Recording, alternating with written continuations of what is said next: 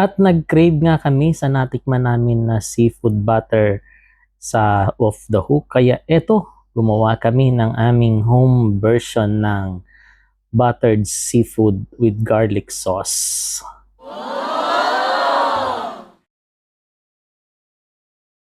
Kaya maaga pa nga lang ay gising na kami ng aking anak. Alas 4 pa lamang ng madaling araw ay gising na kami at kami nag-aabang na papunta sa tabing dagat.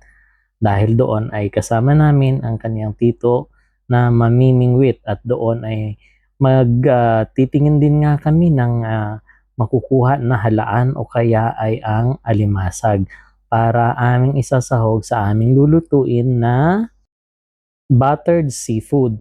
So ayun nga, kami muna ay namingwit dito at totoo nga, napakaraming isda dito sa lugar na ito. At ito nga, ang aking bunso ay ito, nakahuli na ng isang isda na to na nakakatuwa naman talaga na mamingwit dito sa lugar na ito dahil napakasagana ng lugar na ito sa mga biyaya ng dagat. So ayan nga, nakahuli na siya. Malaki na rin yan. Nakahuli siya ng sherry. At syempre, ako din dapat meron din akong participation. Kita niyo yan? Dalawa kaagad ang aking nahuli. Napakaganda talaga at nakakatuwa dito na mamingwit sa lugar na ito ng tabing dagat. Narito nga po pala kami sa UAE dito sa Ras Al Khaimah at kasalukuyan naririto po kami sa Kuwaiti Road. Dito po kami nang huhuli ng isda. Kapag kami po ay may mga oras ay dito po kami namimingwit.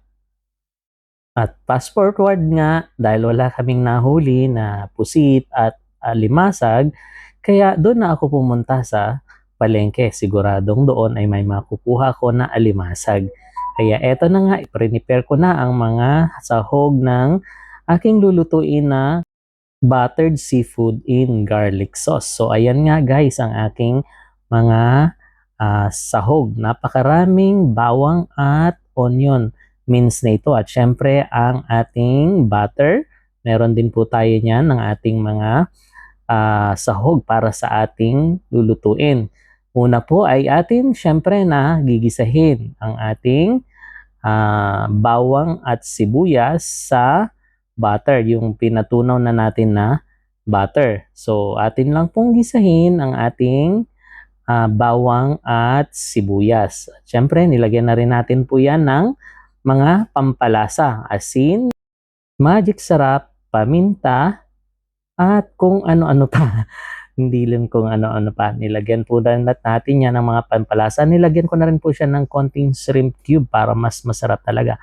At para magkulay ang ating lulutuin, magkaroon ng kulay, ay nilagyan ko na rin po ito ng tomato paste. Nilagyan ko na rin siya ng konting oyster sauce para mas malasa talaga. So, ganyan lang po ang pagluto ng sauce ng ating buttered seafood. At syempre, para magkaroon ng konting sipa, ay nilagyan natin ito ng konting chili powder. Yung maanghang na maanghang. Pero hindi ko po masyadong dinamihan para makain din ito ng mga bata. Napakasarap ng amoy nito. At ayan na nga po, ang atin pong mga seafood ay inilaga ko na yan. Hindi ko na po pinakita sa inyo. Nilagay ko na po ang ating alimasag, ang ating tahong, ang squid at ang hipon. Tapos ganyan lang po, mekos-mekos lang po natin yung mix natin, imimix natin yung ating sauce doon sa ating mga nilaga na mga seafood. At ganyan lang po, napakadali lang po magluto ng buttered seafood in garlic sauce. So talagang amoy pa lang ay talagang ka na. Nakakagutom na talaga ang amoy nito guys. Ganyan lang po ang pagluto ng ating buttered seafood in garlic sauce. Tingnan niyo po yan.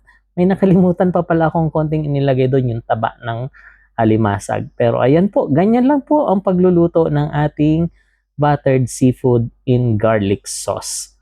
So ayan na, mag-plating na tayo. Ilagay na natin sa ating lagayan at nang makita kung paano natin ginagawa ang masarap na buttered seafood in garlic sauce. Tingnan nyo naman guys. Tapos maganda pa yung plating natin. Pero hindi naman talaga ipi-plating yan. Para sa picture lang yan. Pero mamaya ibubuhos din natin yan sa ating lamesa. Dahil sa araw na ito ay magkakaroon tayo ng boodle fight. Sa boodle fight na ito nga pala ay makakasama ko ang aking mga kapatid, ang aking kapatid, aking mga anak. At talagang pananghalian namin ito. Pero ang tanghalian namin po ay alas 3:30 na ng hapon dahil kumain kami ng brunch ay mag-aalas 12 na. Kaya't eto na ang aming holiday vibes, buttered seafood and garlic sauce. Thank you for watching!